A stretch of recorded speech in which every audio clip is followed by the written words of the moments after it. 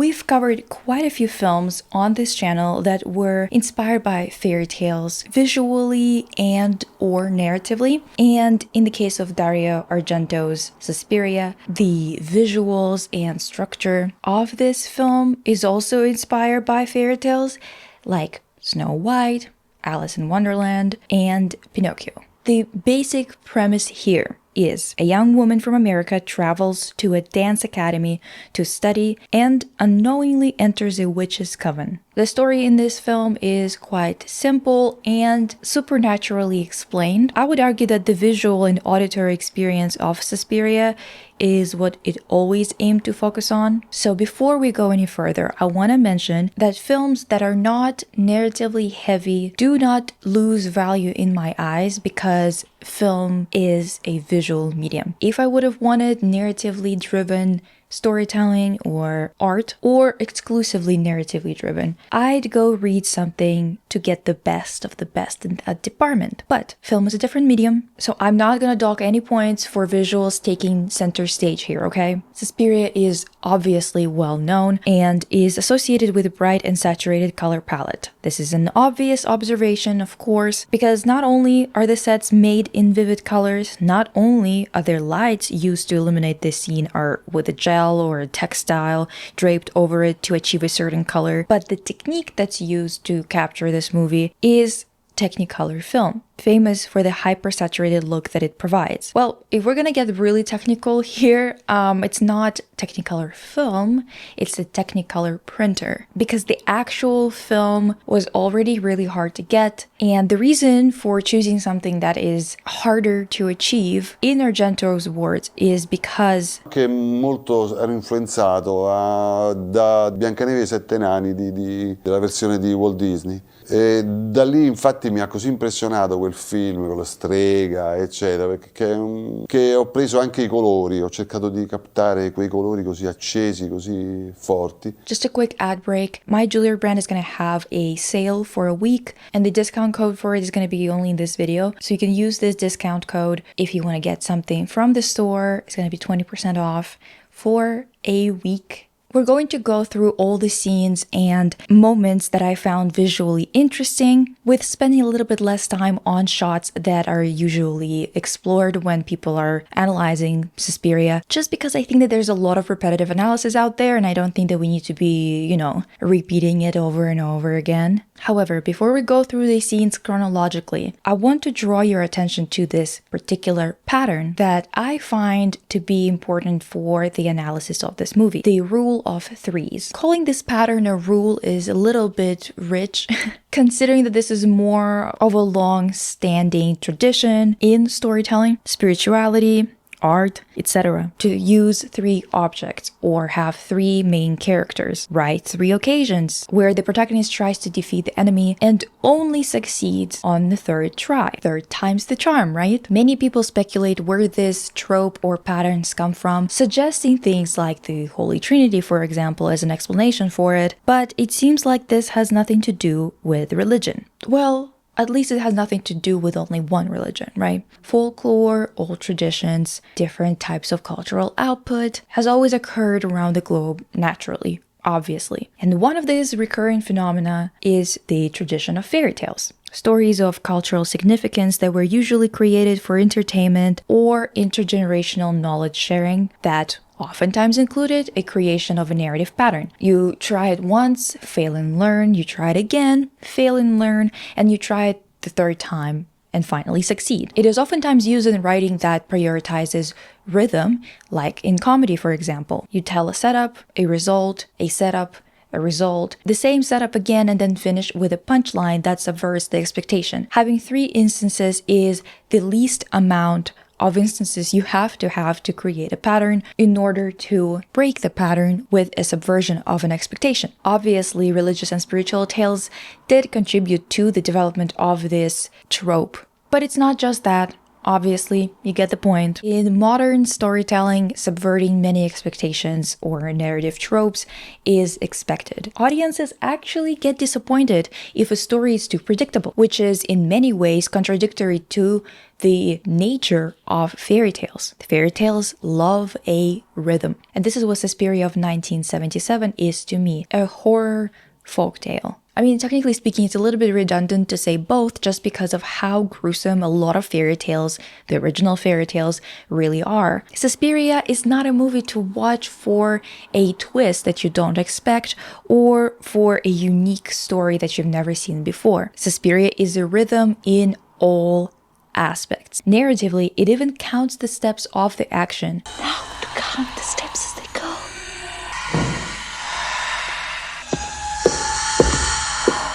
Visually, it switches from one strong visual to the next, guided by a loud, overbearing soundtrack that, once again, emphasizes rhythm. Even characters themselves are dancers at a dance school. It's intuitive, it's ornamental in both decoration and movement, like a Deleuze's fold-fueled bender. Now, what's important to underline here is that Suspiria does not concern itself with religion, even though we're quite used to bringing it into conversation when we're speaking of threes. The witches in Suspiria and in Argento's world in general do not work for the devil, do not garner their forces through any gods, but are rather part of the universe, of the elements. No satanic panic here, but it definitely pulls from some theosophy, Freemasonry. Central to a lot of visual themes here is psychoanalysis and the subconscious mind, magic, surrealism, alchemy, in both traditional Freemasonry meaning and in a more romantic, modern sense of working with film and exposing these metals to light and then to chemicals in a particular succession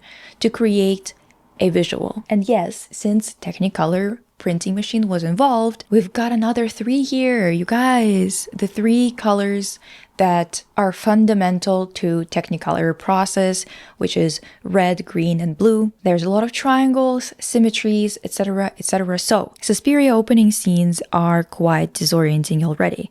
The pouring rain, blaring lights, strange music, and even stranger strangers all around Susie, who is the main character. It makes it clear that the action she's stepping into is already in full swing. The forest around Dance Academy, which is the dance academy, is striking. The vertical lines of the tall, seemingly branchless trees splitting the screen, accentuated by a staple of this movie: colorful lightning. These tree trunks are slightly stretched and squeezed as the camera slides across to follow the car. A short fisheye lens creating more disorientation here. This fisheye effect in combination with crazy amounts of water coming down makes you feel like you're quite literally submerged into an aquarium. The car is moving from left to right in all of the shots leading up to the academy, which makes the upcoming action really confusing and strange. You see, usually when directing a movie, you're creating a new space for the viewer, so you have to keep a mental map in your head of the space that you're creating. Here is the academy, here's the forest, and a taxi that carries Susie along. When this taxi reaches the door, some girl runs out screaming. And she runs into the woods in the opposite direction. Susie can't get into the school and needs to leave, but instead of everything being filmed in the opposite direction, moving from left to right this time, or showing that the taxi went alongside the same path just further out, we get the same sequence as in the beginning, now with a girl running through the woods. I got so confused first time watching, just spatially, because the directing choices are really baffling here. I thought, well, maybe Susie fell asleep and this is a dream where this girl is running through the woods that she just passed through in a taxi, like a bad omen of some sort. But no, this sequence is supposed to imply that they're moving away from the academy. Since this is basic filmmaking rules, okay? And things like that don't really happen in this movie ever again. This doesn't look like a mistake in any shape or form. It looks like it was done on purpose to add to the feeling of a closed loop and impossibility of escape. By the way, the fact that all the girls look so similar at first, at least to me they didn't help trying to decipher who's getting killed, who's that other girl, why there's two of them, where they even are. The Academy looks absolutely fantastic in the first shot we get to see it in. It is bright red with gold accents, and this is a design of a real building that was built in 1517 called House of the Whale. It looks somewhat Art Nouveau, like it's not actually Art Nouveau, but it gives you that impression mostly because of the design that was done for the interior. That's not the actual interior of House of the Whale. Regardless, the first murder of the girl that ran away, Pat, is in a building relatively nearby, an apartment building where one of her friends lives. The building is as striking as the first one, with terracotta and seafoam green Art Nouveau interior, with a strange symmetry of both stairs and doors in the establishing shot. The symmetry in particular makes the setting feel like a closed loop once again, and this theme is also underlined through details like the fish and bird pattern in the bathroom of Pat's friend. This pattern is a take on Escher's Sky and Water from 1938, a print oftentimes used in perception studies. Escher is known for working with patterns and prioritizing it above anything else. His last work was a woodcut print of 3 snakes that has rotational symmetry of 3. He really loved that number as well. Escher is the same guy whose work inspired Illusionary Maze from 1986 movie Labyrinth. Just if you were wondering, just if you were curious. Also, he did say some self-aggrandizing, silly nonsense in his spare time. These quotes really crack me up every time I see them. I am always wandering around in enigmas. At moments of great enthusiasm, it seems to me no one in the world has ever made something this beautiful and important. The things I want to express are so beautiful and pure. Silly guy. The fish and bird pattern is also placed at an interesting point in the movie, underlining the importance of elements. It is placed right when we just felt like fishes in an aquarium with all the fisheye action and heavy rain, and right when Pat gets scared by gusts of wind that will return in the future as an omen of death, alongside birds and other airborne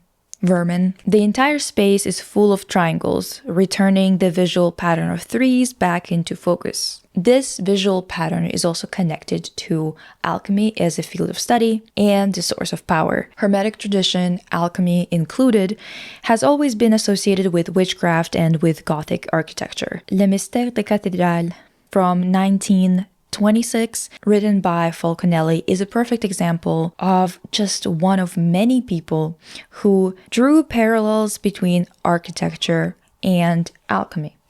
Of course, all of these so-called connections were made by people who also claimed to be able to de-age themselves and other nonsense like that. But in the context of this movie, it makes sense that so many motifs that are significant for the Hermetics can be found here. The importance of this connection between architecture and magic is underlined by the 3 mothers, the main witches of Argento's trilogy. All 3 mothers had a physical location, a home of sorts built for them by a guy who was both an architect and an alchemist, who later regretted doing so. Those locations also have some kind of importance to providing power to those mothers. A very long and colorful murder scene takes place with a shit ton of acrylic paint looking blood, and while I understand why a lot of people want to discuss this scene and usually focus on analyzing it, I think it's a little bit redundant to go over it in the same manner, since they usually cover it ad nauseum. However, there are a couple of things that I found really interesting in terms of people not mentioning it, even though it is very much a big part of this scene. One of those things is the pattern on the floor of the foyer, which is oftentimes treated like a random design choice that is quite iconic and recognizable, associated with the movie itself, as if it's like its invention of sorts. But it is actually a very common feature of Masonic lodges, which is a word both used to describe the basic organizational unit of Freemasonry and a name for the building where they meet and have their rites. Granted, the pattern is a little bit adjusted, but it's very much referencing the design of Masonic lodge halls. This being a direct reference is also underlined later when Pat and her friend are already dead. Her friend is impaled with a metal frame that looks exactly like the compass part of the most commonly used symbol for Freemasonry, the square and compass. If you've ever seen any of the Freemasonry symbols, if you're familiar with any of it, you're probably familiar with this particular emblem. On the first day of Susie going to the academy, we see that her room isn't ready for her arrival yet. We see the foyer, a grand royal blue hall with really strange texture to the walls. Kind of looks like it's velvet, which makes me think of how much of a nightmare clean it would be. We also get to see the crazy European straightforwardness about looks. This is Pavlos, our general handyman. He's really ugly, isn't he? Don't be afraid to say so. Can't understand you anyway. Diva? Can I call you Diva? You're not okay with just saying something this diabolical. You also need to make sure that everyone else says it, thinks it, and keeps repeating it in front of this guy. Is that what we're going for here? It's so crazy. I didn't even know what to say. I mean, I didn't really have to say anything. I was watching a movie, but you get the point. The dancers up in the locker room are awfully cheery for a group of people who just found out their classmate got gruesomely murdered last night. Susie stays with her classmate in her apartment, and that girl is strange as hell. When Susie talks to her at their apartment, she keeps saying things like, oh, this girl that got murdered, she was so troublesome and she deserved to be kicked out of the school. And the entire time, all I could think about was, girl, can you cool it? God damn, she just got murdered, like horrifyingly, gruesomely. Can we not? Perchance. Poor Pat. She really felt terrible when they kicked her out, but she really deserved it.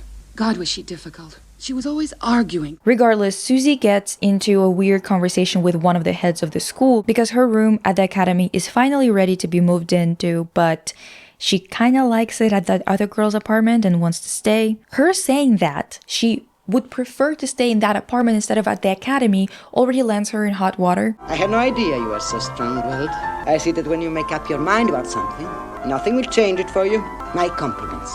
Okay, weird. Doesn't take much for those people to see you as strong-willed and defiant, but whatever. The class moves from the red rehearsal room into the yellow one with another scene of note in between, which is in the hallways. The hallways are bright red with Art Nouveau detailing and door frames. The height of doorknobs makes you question the scale of the rooms, both reminiscent of Alice in Wonderland and, you know, the shrinking and the growing, as well as the height that everything seems to be at when you're a kid and can't quite reach everything the same way everyone else can. This has been addressed by the director and the cast and everybody else who spoke on it, that it was made this way to underline how young the students are, because they actually wanted to use 10-year-olds to be the students before producers said that it would be an absolute nightmare to work with in terms of, you know, having child actors and also the murder scenes and everything. To be honest, I really don't understand why they would have ever needed to have kids in that movie, because I think that this is still effective for all intents and purposes. So a maid and a supervisor's nephew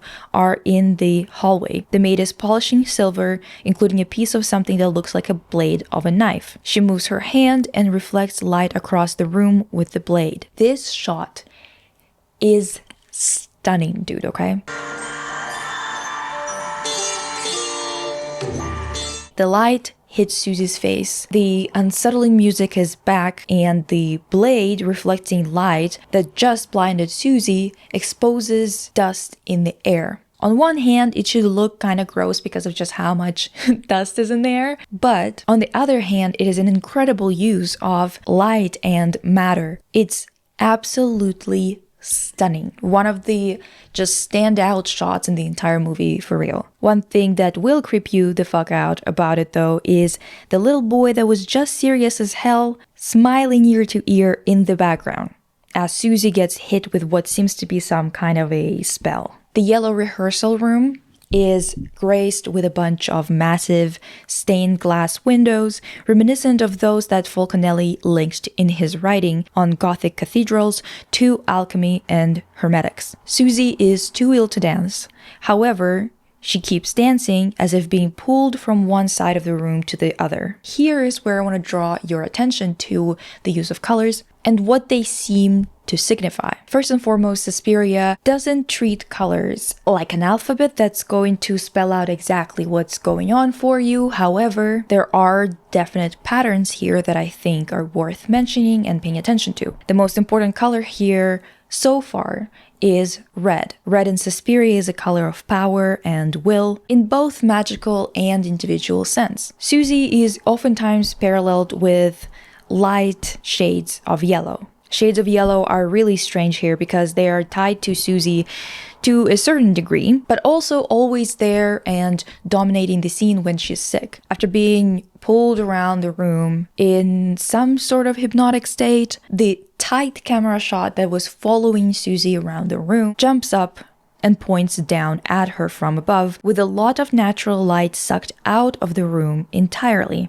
And that magic power red shining through the open door from the hallway surrounding Susie. Susie collapses as red paint blood is pouring out of her nose and mouth. And then we cut to Susie's room, a room she didn't want to stay in, by the way, just in case you guys forgot. And she's being force-fed water by the teachers with a red light strategically pointing at their faces and hands. A decanter full of water glows with red light as well. She gets prescribed a bland diet, aside a glass of red wine with each meal. Insane, yet so European, honestly, to be prescribed alcohol for your health.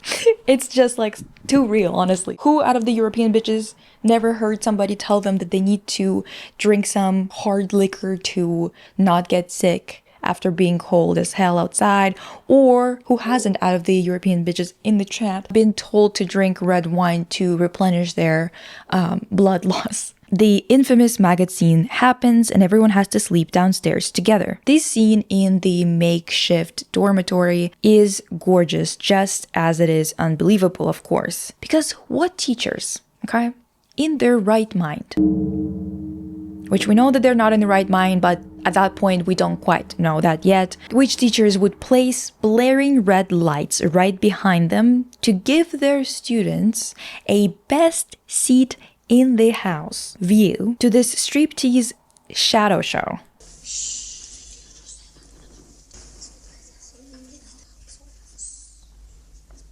Okay, ew, freak. They are entirely surrounded by witches. Influence, presence, obviously because of the red light that signifies them, while the music swells again.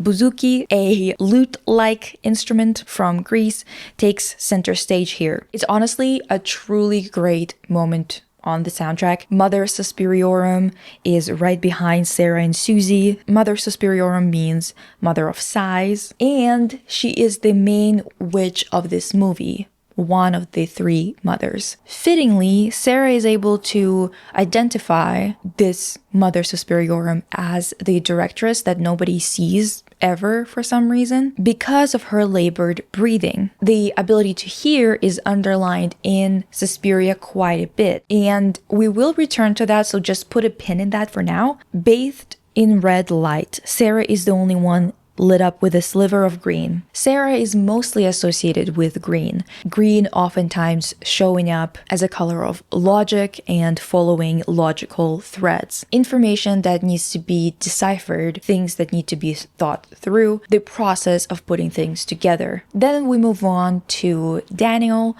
a blind pianist that works at the school. He shows up to class, he plays the piano, he leaves his seeing dog outside of the school every day when he shows up. This is quite a strange ritual if you know anything about seeing dogs, because usually they're allowed to go into any space that the blind person would need to go into, and especially to a place like a school. The dog is very calm, very well behaved, obviously just like any other seeing dog. Daniel gets attacked by Miss Tanner while in the rehearsal room because his dog attacked Madame Blanc's nephew. It seems like the dog can sense and dislikes magic. So it kind of starts to make sense why he had to leave his dog outside every single time he would show up to the school. However, Daniel can't believe that the dog attacked anyone, which again makes sense because a seen dog usually is very well trained and things like that are just absolutely unheard of. What is so disturbing about the scene is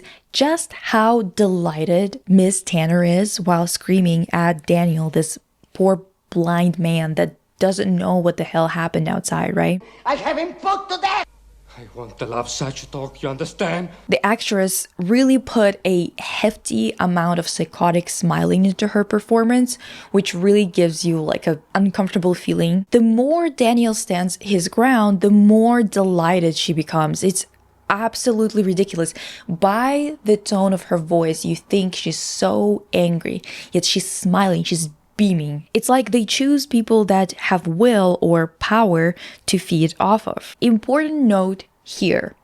Daniel says multiple times, even though I am blind, I am not deaf. Mother of sighs, mother of deep breathing. She is usually identified by others by her labored breathing. Here is where we're starting to see a lot of alchemy coming into play. Hearing, yellow being both color of sickness and of defiance. Susie's color. Yellow being the color of air in alchemy, and yellow being associated with east in alchemy. Everyone in the beginning, when we're shown this closed loop of what the coven does to people in order to gain more power, everyone moves from left to right, right usually being associated with east because of the usual placement of directions, right? Everyone moving east all the time, regardless of whether it makes sense spatially. Are you picking up on what I'm putting down? Daniel is the next victim of the coven, except he was not aware of what is going on exactly. He's obviously mentioned that he can hear. He's mentioned that he definitely has some kind of suspicions based on that phrase alone. However, he's not part of the trio that tries to take down the coven, the trio being Pat, Sarah, and Susie. The red wine is clearly laced with something, so Susie gets drugged every time she drinks it. While she's falling asleep because of the wine, Sarah tries to tell her all the information she knows that she got from Pat, but it's kind of in vain. We can count the steps as they go. It's like the thread of Ariadne. It's like the thread of Ariadne. The thread of logic. Dear Green Sarah, if you're thinking where the hell is green in that scene, well, sometimes it's shown in blue and yellow, which usually means Pat and Susie as well. However, there's always this ominous red showing the presence of the coven. And what is this? Some wind in the hallway that leads to the coven's main hideout. It's like they are sending out some wicked wind full of Mother Suspiriorum's magic to do her bidding. Second murder of the movie happens. Daniel, the blind pianist, is killed by his own scene dog. This scene is particularly interesting because of where the murder happens, as well as it establishes this pattern of the wind being a representation of Mother Suspiriorum's magic powers. A gust of wind and the bird is present right before the dog is possessed and switches from barking in a protective of Daniel manner to being aggressive towards him and attacking him. It is very clear that the dog was possessed by the coven. Visually, this scene made me wonder how the hell they even filmed that, if it was on set or in real life. As you can see here, most of the square is in the dark, with buildings on the perimeter lit up in a way that would be very difficult to achieve on location. The main reason for said difficulty is just how massive and powerful the lights used would have to be. Suspiria's director of photography, Luciano Tovoli, revealed in an interview for this 25th anniversary of Suspiria documentary that this was filmed in Munich's Kunstplatz, a Roman Empire architecture-inspired square that was used by Nazis for their speeches, assemblies, and even hosted the headquarters of the Nazi party close by. It's a really loaded with context place here. that creates a historical and conceptual thread from Italy to Germany, underlining their shared fascist past. We will get back to this when we discuss another piece of the Coven's lore, because this scene is crucial to the reading of this film overall, in my opinion at least.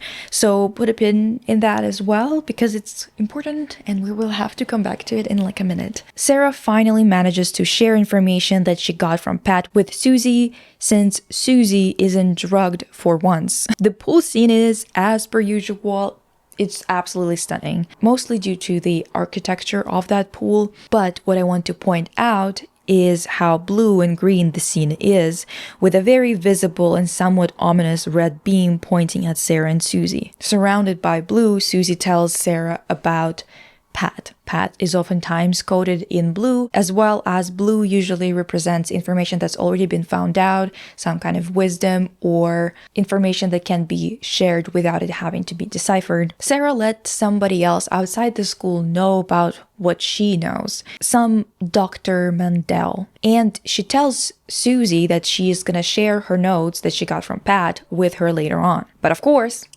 Susie, that goddamn Susie, drinks and eats the magic poison food and wine and gets knocked the hell out. How many times is she gonna make that mistake? Is it perchance the same amount as in most fairy tales where you do it once, then you do it twice, and then you figure it out on the third time? Is that what it is? When they come back to the room, Sarah's notes are gone. Clearly her involvement has been found out, and in the last effort to save herself, she tries to figure out what's going on. The green light on her is harsh, and when we cut to a different angle, the room is not lit up in the same way, making it seem like this light is definitely not real, or at least our perception of it can't be trusted. Sarah turns the lights off and submerges herself in intense green light. She is relying on her sense of hearing to ascertain where the threat is coming from. Scared by the light coming on in her room, Sarah runs out into the blood-red hallway, visually sealing her fate. The music here gets so loud. It's genuinely anxiety-inducing, even though the scene itself is quite beautiful. We see someone go down a long hallway we've never seen, seemingly preparing 2 pearl pins and a knife. Sarah gets murdered in a pretty gruesome way as well, and if you know what happens at the end of the movie, it's even more gruesome than what we see up until this point. And this scene, just like every other murder scene, has been analyzed to a ridiculous degree. So we're going to move on. There's not that much to discuss here, to be honest. It is made to look in the morning as if she's left the school abruptly and didn't tell anyone where she went. So Susie goes to see the friend that she's mentioned before, Dr. Mandel. He is at a convention center that's hosting a psychology and psychiatry meeting. He's a skeptic and he didn't really believe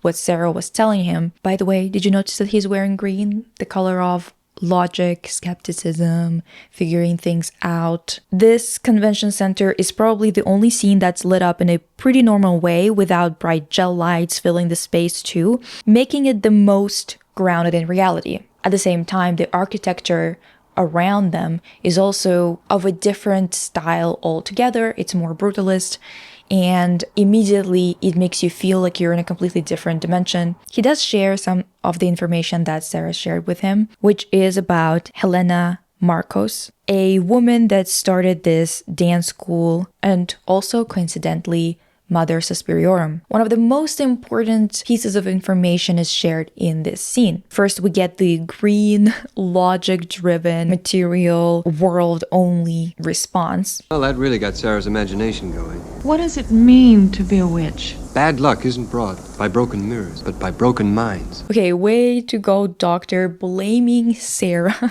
for everything being in her head. But then we get an expert on the matter brought over by Dr. Mandel, who's Professor Milius, who wrote Paranoia or Magic. First of all, as soon as they start talking about the occult for real, the music kicks in and we move into the reflection of Professor and Susie talking, the professor being in yellow and blue in the reflection. Now, What is so important about the information shared here? Well, this is the moment when we realize what the witches actually do in this universe, Argento's universe in particular, because this isn't informed by any real practices. We are told why they do it: gather tremendous wealth and power, which can only be achieved by causing harm to others. They are a negative, selfish force in the world of Argento that has ideological similarities to an entity that we were already introduced to through the visuals. The entity in question, of course, being fascism.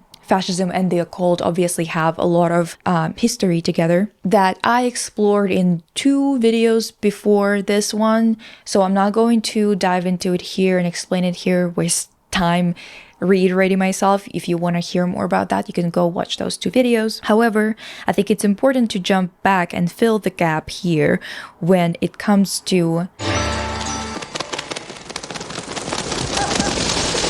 Daniel's death. Daniel, the blind pianist, is the most direct and clear statement in this movie when it comes to what witches signify in Argento's world. It is not an accident that Daniel is the one that gets killed in the Nazi Party square by a German Shepherd dog, an aid that's turned against him by the witches themselves. Not unlike fascist governments coming for disabled populations, using previously defunded and then twisted in their purpose government social safety nets and programs as tools against the most vulnerable. Similar to how a capitalist government may offer you aid instead of helping you out if you're costing just a smidge too much to the government. Pat being the first one to die is also not an accident. Dissident voices are the first to get the boot. Susie finally realizes that she shouldn't consume the food and the wine. The entire shot when she makes that decision is what?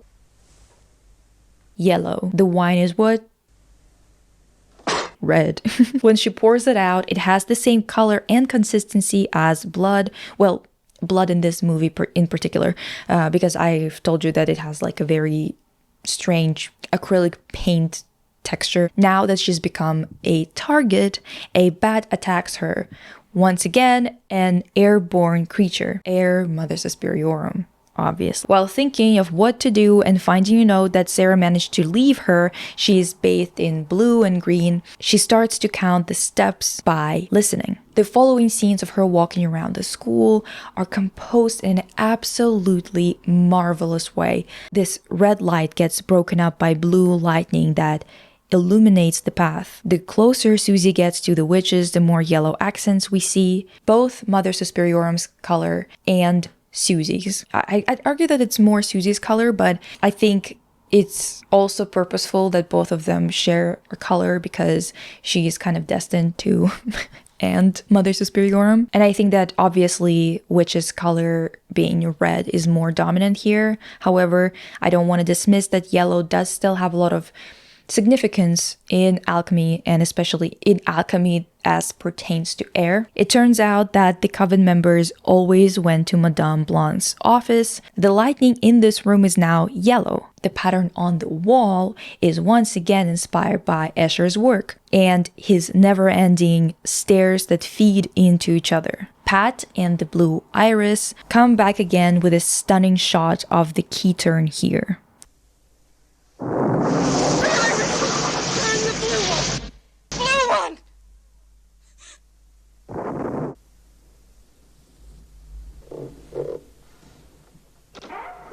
God, it's gorgeous. Absolutely gorgeous. I want wooden applique. I know that applique is not, it's fabric, but I want this wooden piece on my walls too, girl. It looks absolutely gorgeous, honestly. The door opens and what light spills out? Blue. Exactly. Even though yellow is associated with Mother Suspiriorum as well, as soon as Susie stepped into the hallway and was lit up yellow from above, I thought, you know what? She might actually live. She might actually survive this. Mostly because in any moment where she is present, she claims yellow while witches, including Mother Witch, become red. When did the light turn off? Damn. keeps on turning off, so we're just gonna have to live with it. The walls are covered in writing that's informed by Freemasons traditions. A massive red rose that looks exactly like the rose cross. The rose cross is described by Rosicrucians as predating Christianity, where the cross represents the human body and the rose represents the individual's unfolding consciousness. She finds the coven putting a sick spell on her and finds Sarah's body that has been almost crucified. She's been nailed to a table. It's gross. With these pearl pins that we saw earlier put through her irises. Once again, gross. And I still don't get what the fuck is up with those pins in her eyes. I understand that it maybe is supposed to bring up, I don't know, images of dolls, voodoo, but voodoo has nothing much to do with Freemasonry whatsoever. I don't know what the hell that was about. If you have any ideas, let me know. But Susie darts into a random room and finds the directress, Mother Suspiriorum, somewhat mummified, or as we find out much later on in a different movie, she is badly wounded because she fought a white witch in a battle where Mother Suspiriorum did win, but was left a shell of her former self. Helena Marcos reanimates Sarah to attack Susie, which is gross as hell. Honestly. And she also shows off her other abilities like being invisible, for example, or telekinesis. The lightning shows her outline and Susie manages to stab her because of that. The actress that played somewhat mummified Marcos is not credited, by the way, because she's a 90-something-year-old ex-sex worker that Dario found on the streets of Rome, which I really don't like that. It's very disrespectful that she hasn't been credited. It seems very exploitative, and I just don't like the whole thing. But the building starts to collapse immediately after, which once again shows the importance of architecture to witches' power. The fish lens is back. It's actually used quite a bit throughout the film, and I think it is a really good addition. And then Susie got out, divas. She got out. Here is a bit of a visual analysis of this movie. I do want to say that I'm being generous here with how much of it I assign to intentional planning and execution, including the criticism of fascism. I prefer things like that being explored in the movies or in the art, but also be stated publicly and clearly in real life. Not just be ephemeral and kind of up to interpretation in arts, but stating something publicly in real life is not something that Western filmmaker wusses do. They usually go, I don't want to get political when being asked directly. So take this with a grain of salt, okay? This isn't 100% because this isn't something that's been stated directly outside of the movie, right? But I think I'm kind of right on the money in terms of symbolism here. Regardless, it is a stunning film, no doubt about it. It is incredibly influential, and it's definitely worth your time because it's only like 100 minutes long to compare to contemporary mess that we have to commit ungodly amounts of time to nowadays. Like 3 to 4 hours, bitch. Really? That shit can only be allowed when it's Tarkovsky doing it. Everybody else, stop it, okay? 3 to 4 hours of Hollywood slop. Just shoot me instead. Why don't you? At this point. Anyway, I'll see you guys soon. Hope you are having a great time of day.